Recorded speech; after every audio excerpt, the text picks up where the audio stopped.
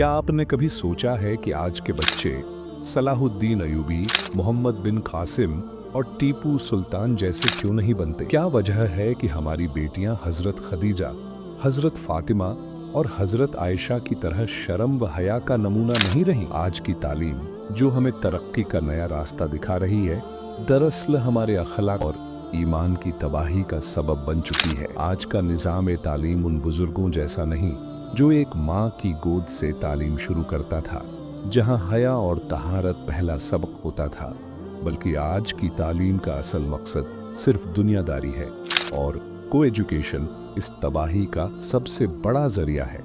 यह निजाम महज एक तालीमी सेटअप नहीं बल्कि एक खतरनाक समाजी तजुर्बा है जो गैर इस्लामी तहजीब को फरोग दे रहा है। को एजुकेशन और हमारे बच्चों का गैर इस्लामी तर्ज फिक्र सोचिए। अगर सलाहुद्दीन अयूबी भी आज के निज़ाम तालीम का हिस्सा होते तो क्या उनका मकसद सिर्फ डिग्री लेना होता? क्या वो भी क्लासेस में लड़कियों से गप शप और ग्रुप स्टडीज में मसरूफ रहते? नहीं, उन्हें वो तालीम मिली जो उनके अंदर हया, गैरत और अल्लाह का खौफ पैदा करती थी। हजरत उमर ने फरमाया, हया और ईमान साथी हैं, अगर एक चला जाए तो दूसरा भी चला जाता है। लेकिन आज हमारी यूनिवर्सिटियों का माहौल देखें। यहाँ क्लासरूम्स सिर्फ तालीम का मरकज नहीं रहे बल्कि फ्लर्टिंग, डेटिंग और मॉडर्न लाइफस्टाइल को फरोग देने के प्लेटफॉर्म्स बन चुके हैं। क्या यही वो तालीम है जो हमारे असलाफ को मिली थी? को एजुकेशन ने बच्चों की तरजीहात बदल दी।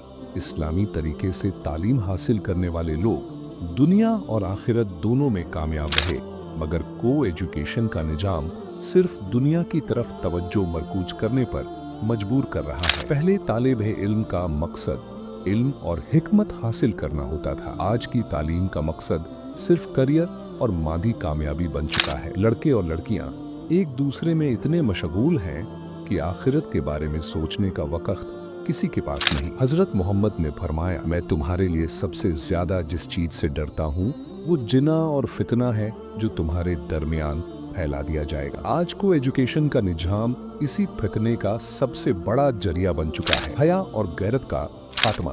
हया सिर्फ औरत का जेवर नहीं बल्कि पूरी सोसाइटी के ईमान का हिस्सा है। जब लड़के और लड़कियां एक साथ आजादाना घुलेंगे मिलेंगे, दोस्ती करेंगे और ग्रुप में घूमेंगे तो क्या शैतान वहां नहीं होगा? रसूलुल्लाह ने फरमाया, जब एक मर्द और औरत तन्हा होते हैं तो तीसरा शैतान होता है। लेकिन आज देखें, क्लासरूम्स, लाइब्रेरियां और यूनिवर्सिटियां शैतान की चाल का शिकार हो चुकी हैं। पहले जो लड़की हया का पैकर होती थी वो आज कॉन्फिडेंस और बोल्डनेस के नाम पर फ्लर्टिंग और अट्रैक्शन का हिस्सा बन रही है। जिना का फैलाव को एजुकेशन का सबसे भयानक नतीजा जिना के बढ़ते हुए रुझान की सूरत में सामने आ रहा है। जब लड़के और लड़कियां करीब होंगे, बाहमी समझ बूझ और कशिश बढ़ेगी तो शैतान अपनी चाल चलेगा। अल्लाह ताला ने कुरान में फरमाया, और जिना के करीब भी मत जाओ, बेशक ये बेहयाई और बुरा रास्ता है। लेकिन आज का माहौल देखें, कितने नौजवान हराम रिश्तों में मुब्तला हो रहे हैं,